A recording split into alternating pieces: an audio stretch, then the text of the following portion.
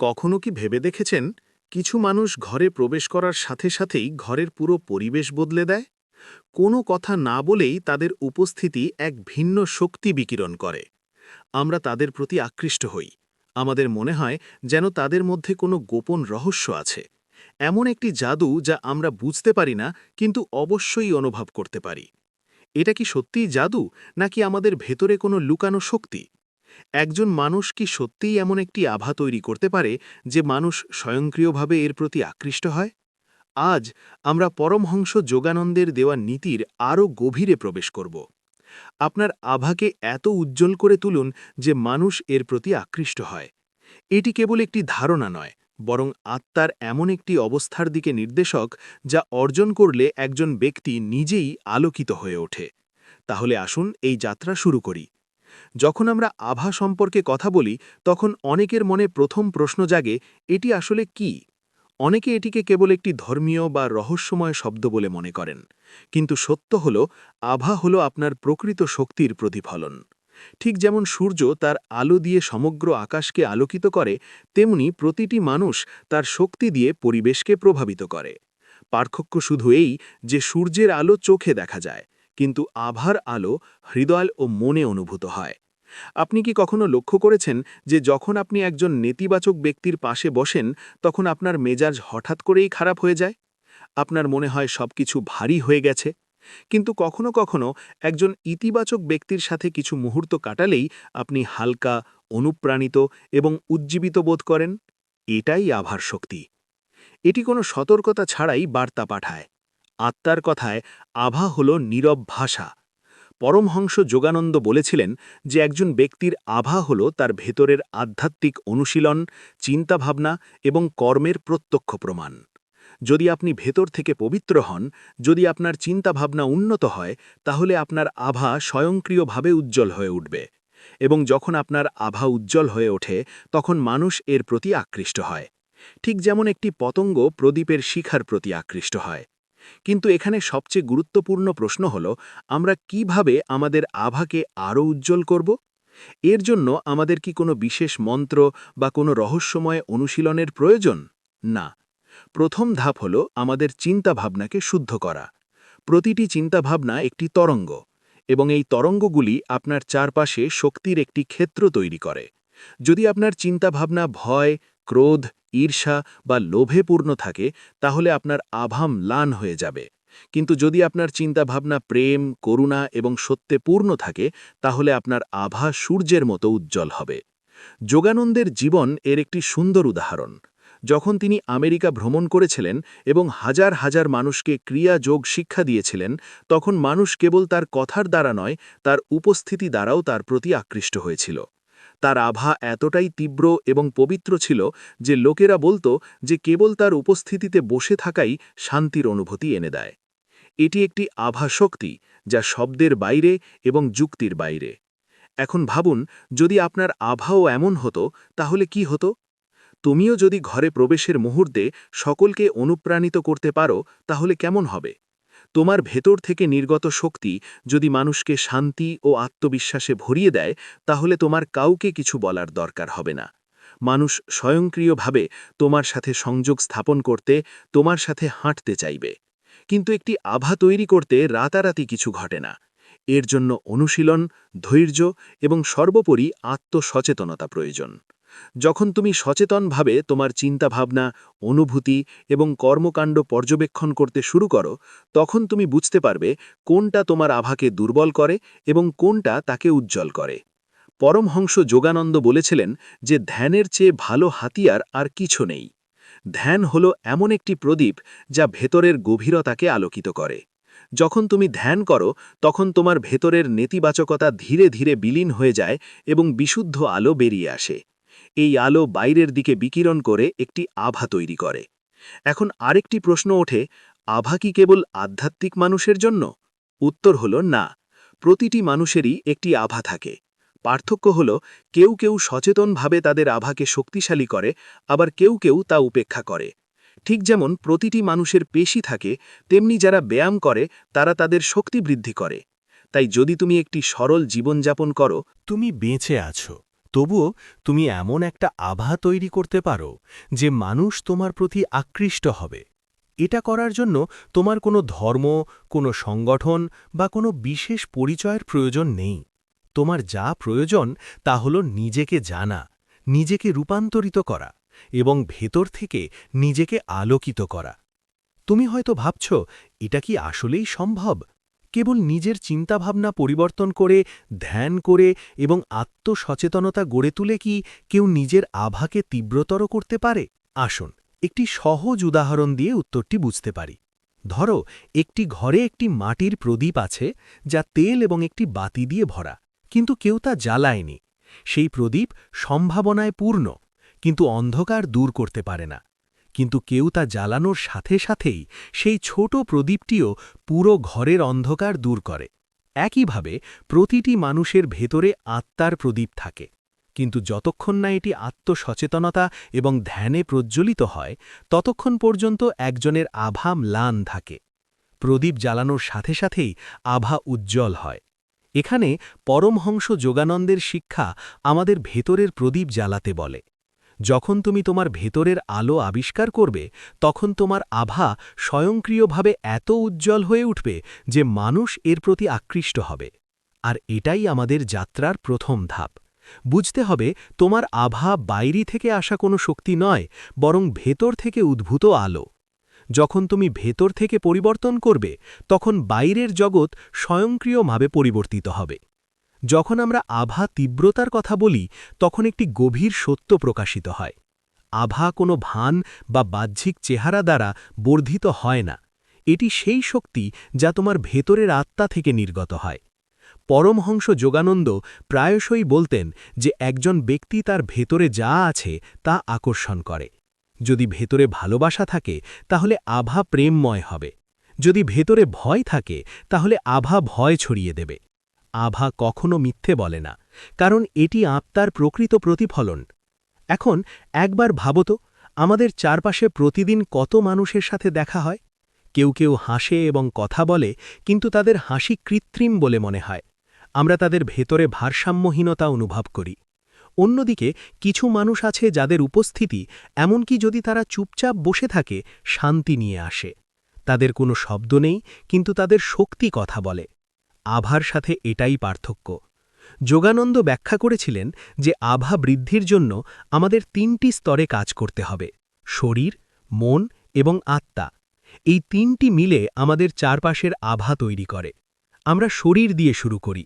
যদি শরীর অসুস্থ হয়, যদি আমরা অলসতা, অপরিষ্কার খাবার এবং বিশৃঙ্খল জীবনযাপন করি, তাহলে আভা ম্লান হয়ে যায়।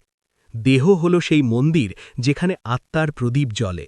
যদি মন্দির নিজেই ক্ষয়প্রাপ্ত হয়, তাহলে প্রদীপের আলাও ম্লান দেখাবে। অতএব যোগানন্দ শারীরিক যত্নকে আধ্যাত্মিক অনুশীলনের একটি অংশ বলে মনে করেছিলেন।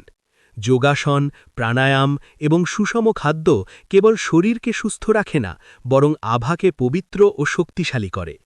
তারপর আসে মন। মন হল সেই আয়না যেখানে আত্মার আলো প্রতিফলিত হয়। আয়না যদি ধুলোয় ঢাকা থাকে, তাহলে আলো ম্লান দেখাবে। একইভাবে যদি মন ঈর্ষা, ক্রোধ এবং অসন্তুষ্টিতে পূর্ণ থাকে, তাহলে আভাও দুর্বল হয়ে পড়বে। যোগানন্দ ধ্যানকে মনকে শান্ত করার সর্বোত্তম উপায় বলে মনে করেছিলেন। ধ্যান মন থেকে ধুলো মুছে দেয়।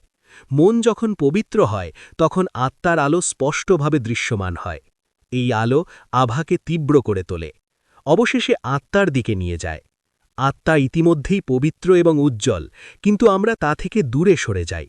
যখন একজন ব্যক্তি আত্মার সাথে পুনরায় সংযোগ স্থাপন করে, তখন তার আভা ঐশ্বরিক হয়ে ওঠে। যোগানন্দ বলতেন যে আপনার আভা আপনার আত্মার সাথে আপনার সংযোগের মতোই। যখন আত্মা এবং মন একত্রিত হয়, তখন একজন ব্যক্তি আলোর পথকৃত হয়ে ওঠে। কিন্তু প্রশ্ন ওঠে, কেন এই পথটি সহজ নয়? কারণ আমরা বাহ্যিক জিনিসের প্রতি বেশি আকৃষ্ট হই। আমাদের আভাতে পলিশ করার পরিবর্তে আমরা আমাদের ভাবমূর্তিকে পলিশ করার দিকে মনোনিবেশ করি। আমরা মনে করি যে আমরা যদি ভালো পোশাক পরি এবং ভালো কথা বলি, তাহলে মানুষ আকৃষ্ট হবে। কিন্তু আকর্ষণ এবং আকর্ষণের মধ্যে পার্থক্য রয়েছে। আকর্ষণ বাহ্যিক এবং অস্থায়ী। আকর্ষণ অভ্যন্তরীণ এবং স্থায়ী। উদাহরণস্বরূপ একজন ব্যক্তি দামি পোশাক পরে এবং নকল হাসি দিয়ে মানুষের সাথে দেখা করলে কিছুক্ষণের জন্য তাদের প্রভাবিত করতে পারে, কিন্তু তারা শীঘ্রই বুঝতে পারবে যে কিছু অনুপস্থিত। অন্যদিকে একজন ব্যক্তি যার উপস্থিতি এমনকি যদি তারা চুপচাপ বসে থাকে শান্তি নিয়ে আসে। যখন একজন মানুষ সাধারণ পোশাক পরে এবং শান্ত মুখমণ্ডল পরিহিত অবস্থায় কোনো ঘরে প্রবেশ করে, তখন মানুষ তার কাছাকাছি থাকতে চাইবে। এই আকর্ষণ আসে আভা থেকে। যোগানন্দের জীবন এই আকর্ষণের উদাহরণ। মানুষ বলতো যে তার কাছে থাকা যেন সমস্ত অভ্যন্তরীণ অস্থিরতা দূর হয়ে গেছে। তার আভা হাজার হাজার মানুষকে যোগের দিকে আকৃষ্ট করেছিল, এবং এই শক্তি কেবল তার কথায় নয় বরং তার ভেতরের আলোতে ছিল, যা উদ্ভাসিত হয়েছিল। এখন ভাবুন, এটি কি কেবল মহাপুরুষদের জন্য? না, প্রতিটি মানুষের মধ্যে এই সম্ভাবনা রয়েছে। একমাত্র পার্থক্য হল কেউ কেউ এটিকে জাগিয়ে তোলে, আবার কেউ কেউ সুপ্ত থাকে। ঠিক যেমন একটি বীজের মধ্যে একটি সম্পূর্ণ গাছ লুকিয়ে থাকে, তেমনি প্রতিটি মানুষের মধ্যে একটি উজ্জ্বল আভা লুকিয়ে থাকে। একমাত্র প্রয়োজন হল এটিকে লালন করা। তাই প্রশ্ন ওঠে, আমরা কিভাবে এটি লালন করব? এটি করার জন্য আমাদের দৈনন্দিন জীবনে ছোট ছোট অনুশীলন করতে হবে। উদাহরণস্বরূপ, সকালে ঘুম থেকে ওঠার সাথে সাথেই আপনার চিন্তাভাবনাকে ইতিবাচক কিছুর দিকে পরিচালিত করুন। যদি আপনি আপনার দিনটি অবিরাম অভিযোগ এবং নেতিবাচকতা দিয়ে শুরু করেন, তাহলে আপনার আভা দুর্বল হয়ে যাবে। তবে যদি আপনি কৃতজ্ঞতা দিয়ে শুরু করেন, তাহলে আপনার আভা উজ্জ্বল হবে। দ্বিতীয়ত, আপনার অথার প্রতি মনোযোগ দিন। শব্দগুলি কেবল শব্দ নয়, এগুলি শক্তিও। যখন আপনি প্রেম এবং করুণায় ভরা শব্দ বলেন, তখন আপনার আভা আরও উজ্জ্বল হয়ে ওঠে। যখন আপনি কঠোর বা নেতিবাচক শব্দ বলেন, তখন আপনার আভা আরও নিস্তেজ হয়ে যায়। তৃতীয়ত, আপনার কর্মকে শুদ্ধ করুন। কর্মগুলি হল সেই বীজ যা আপনার আভাটির মূল গঠন করে, শক্তিশালী করে। যদি তুমি অন্যদের সাহায্য করো, সৎভাবে কাজ করো এবং করুণার জীবনযাপন করো, তাহলে তোমার আভা গভীরভাবে উজ্জ্বল হবে। কেউ একবার যোগানন্দকে জিজ্ঞাসা করেছিল, গুরুদেব, তুমি কিভাবে জানো তোমার আভা শক্তিশালী হচ্ছে? তিনি হেসে উত্তর দিয়েছিলেন, যখন মানুষ তোমার কাছে আসে এবং কোনো কারণ ছাড়াই খুশি বোধ করে। যখন তোমার উপস্থিতি কারো দুঃখ লাঘব করে, তখন বুঝো যে তোমার আভা শক্তিশালী হচ্ছে। ভেবে দেখো, এটা কি সবচেয়ে সুন্দর উপহার নয়? কিছু না বলা বা না করার মাধ্যমেই কেবল তোমার উপস্থিতির মাধ্যমে মানুষের কাছে শান্তি আনা। এটি এমন একটি অবস্থা যা প্রতিটি মানুষ অর্জন করতে পারে, কিন্তু এর জন্য আমাদের নিজেদের পরিবর্তন করতে হবে। আমরা প্রায়শই চাই মানুষ আমাদের বুঝুক, আমাদের পছন্দ করুক, কিন্তু সত্য হল, যদি আমরা ভেতর থেকে বদলে যাই, তাহলে মানুষ স্বয়ংক্রিয়ভাবে আমাদের প্রতি আকৃষ্ট হবে। আমাদের কাউকে রাজি করানোর প্রয়োজন হবে না। আমাদের আভা আমাদের সবচেয়ে বড় পরিচয় হয়ে উঠবে। এখন তুমি সম্ভবত বুঝতে পারছ যে আভা কেবল আধ্যাত্মিক জীবনের একটি অংশ নয়, বরং জীবনের প্রতিটি ক্ষেত্রে কার্যকর। কল্পনা করো, যদি তুমি একজন শিক্ষক হও এবং তোমার আভা ইতিবাচক হয়, তাহলে শিক্ষার্থীরা কেবল তোমার কথা থেকে নয়, বরং তোমার আভা থেকে শিখবে।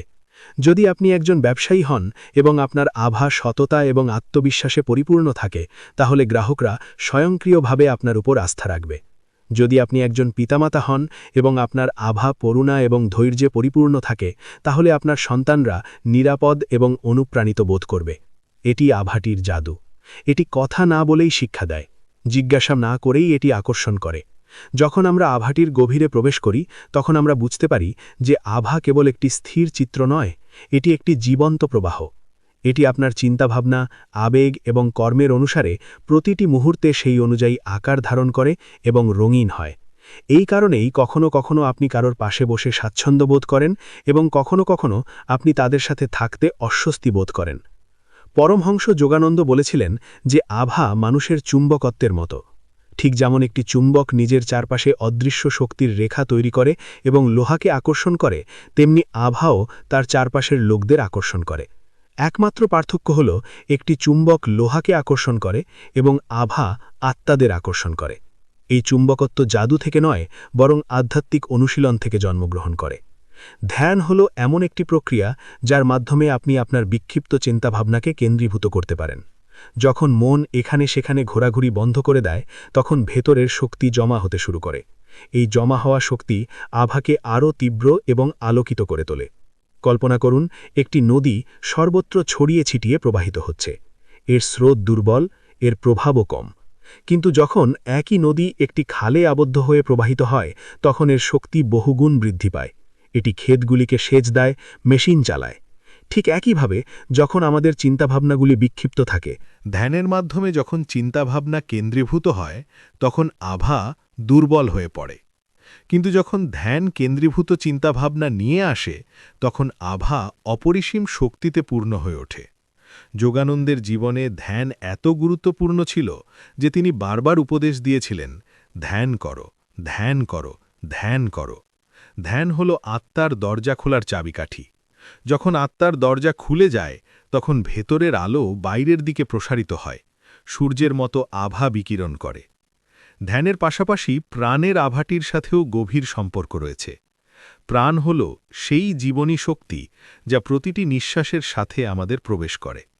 এটি কেবল বায়ু নয়, বরং শক্তি।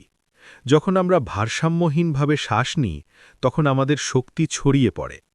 যাই হোক, যখন আমরা সচেতনভাবে, গভীরভাবে এবং ভারসাম্যপূর্ণভাবে শ্বাস নিই তখন আমাদের শক্তি কেন্দ্রীভূত হয়ে যায়।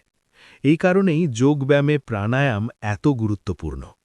প্রাণায়ামের অনুশীলন যেমন আভাকে শুদ্ধ করে, কুয়াশাচ্ছন্ন আয়নায় জলের এক ফোঁটা যেমন এটিকে স্পষ্ট দেখায়, তেমনি প্রাণায়াম আভা থেকে ধোঁয়াশা দূর করে, এবং যখন আভা পরিষ্কার হয়ে যায় তখন এর তেজ অন্যদের কাছে দৃশ্যমান হয়। এখন প্রশ্ন হল, ধ্যান এবং প্রাণায়ামের মাধ্যমে উৎপন্ন শক্তি কি আপনার ভেতরে থাকে নাকি বাইরেও ছড়িয়ে পড়ে? উত্তর হল, এটি সর্বত্র ছড়িয়ে পড়ে। ঠিক যেমন একটি প্রদীপের আলো তার বাতির মধ্যে সীমাবদ্ধ থাকে না, বরং ঘরের প্রতিটি কোণে ছড়িয়ে পড়ে, তেমনি ধ্যানের মাধ্যমে উৎপন্ন শক্তিও। তোমার আভা সমগ্র বায়ুমণ্ডল জুড়ে ছড়িয়ে পড়ে এবং মানুষ এর প্রতি আকৃষ্ট হয়। যোগানন্দ বলেছিলেন যে যখন তুমি গভীর ধ্যানে যাও তখন তুমি কেবল নিজের জন্যই নয়, সমগ্র বিশ্বের জন্যও আলো বিকিরণ করো। তোমার আভা অন্যদের জীবনকেও স্পর্শ করে। এই কারণেই ধ্যানকারীদের কাছে বসে মানুষ শান্তি অনুভব করে। এখানে বোঝার একটি গভীর বিষয় রয়েছে। আভা কেবল ইতিবাচক আবেগ দ্বারা নয়, বরং মহৎ চিন্তাভাবনা এবং গভীর উদ্দেশ্য দ্বারাও শক্তিশালী করা যেতে পারে। যখন তুমি তোমার হৃদয় থেকে কারো মঙ্গল কামনা করো তখন তোমার আভা থেকে একটি অদৃশ্য তরঙ্গ নির্গত হয়। সেই তরঙ্গ অন্য ব্যক্তির কাছে পৌঁছায় এবং তাদের প্রভাবিত করে। এই কারণেই প্রার্থনা এবং আশীর্বাদকে শক্তিশালী বলে মনে করা হয়। এগুলি কেবল শব্দ নয়, বরং আভাটির শক্তি যা সরাসরি হৃদয়ে পৌঁছায়। তুমি হয়তো শুনেছ যে মহাত্মা গান্ধীর কাছে বসে মানুষ সাহস এবং করুণা অনুভব করত। বিবেকানন্দের কাছে থাকা মানুষকে আত্মবিশ্বাস দিত। বুদ্ধের কাছে বসে মানুষ নীরবতা এবং শান্তি অনুভব করত। এই সব কিছুর রহস্য তাদের আভাতে নিহিত। তাদের আভা কেবল লক্ষ লক্ষ আত্মাকে আকর্ষণ করেছিল। এখন প্রশ্ন ওঠে, আমরা সাধারণ মানুষও কি এমন শক্তিশালী আভা তৈরি করতে পারি? উত্তর হল হ্যাঁ, কিন্তু এর জন্য নিরন্তর অনুশীলনের প্রয়োজন। একটি আভা একটি গাছের মতো। যদি এটি প্রতিদিন জল এবং যত্ন পায় তবে এটি একটি গাছে পরিণত হবে। যদি অবহেলা করা হয় তবে এটি শুকিয়ে যাবে। তাই যদি আপনি চান যে আপনার আভা শক্তিশালী হোক, তবে প্রতিদিনের অনুশীলন অপরিহার্য। কয়েক মুহূর্ত ধ্যানে বসে থাকা, গভীরভাবে আপনার শ্বাস-প্রশ্বাস পর্যবেক্ষণ করা এবং আপনার ভেতরের চিন্তাভাবনাকে শান্ত করা, এই ছোট ছোট পদক্ষেপগুলি একসাথে আপনার আভাকে ঐশ্বরিক কিছুতে রূপান্তরিত করতে পারে। তবে এখানে আরও একটি গোপন বিষয় রয়েছে। আভা কেবল ধ্যান দ্বারা প্রভাবিত নয়, বরং জীবনযাত্রা দ্বারাও প্রভাবিত। আপনি যদি আপনার পুরো দিনটি চাপ এবং রাগের মধ্যে কাটান, তবে কয়েক মিনিটের ধ্যানও স্থায়ীভাবে আপনার আভা পরিবর্তন করবে না। ধ্যান এবং জীবনযাত্রা উভয়েরই সমন্বয়ে অপরিহার্য। ঠিক যেমন একটি প্রদীপ বারবার জ্বালানো প্রয়োজন, কেবল একবার নয়, তেমনি আপনার আভাকেও ক্রমাগত পুষ্টির প্রয়োজন। তাই ধ্যান, প্রাণায়াম এবং একটি ইতিবাচক জীবনযাত্রা হল তিনটি স্তম্ভ যার উপর আপনার আভা দাঁড়িয়ে আছে। যখন এই তিনটি ভারসাম্যপূর্ণ হয় তখন আপনার আভা